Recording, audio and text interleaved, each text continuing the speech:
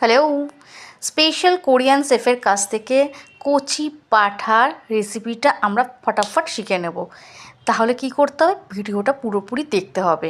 দেখতে পাচ্ছ কচি পাঁঠার মাংসগুলোকে ভালোভাবে ছোটো ছোটো পিস করে কেটে নিয়ে তারপর সেটাকে ভালোভাবে ধুয়ে তার মধ্যে টক দই, তারপর দিচ্ছি আমরা কি সয়া সস, তারপর হচ্ছে কালো গোলমরিচ ছোটো ছোটো, ওটাকে ভালো মতো পিষে সেটার গুঁড়োটা ভালো মতো দিয়ে তারপরে সেটাকে কি করতে হবে, ম্যারিনেট, সেটাকে ভালোভাবে মাখতে হবে। তার আগে যখন কচি পাঁঠার মাংসটা তখন তুমি কাটবে, তার গায়ে এরকমভাবে কেটে দেবে, যাতে মাংসের ভেতরে যাতে মশলাটা যাতে যায়, সেটা তোমরা করে নেবে।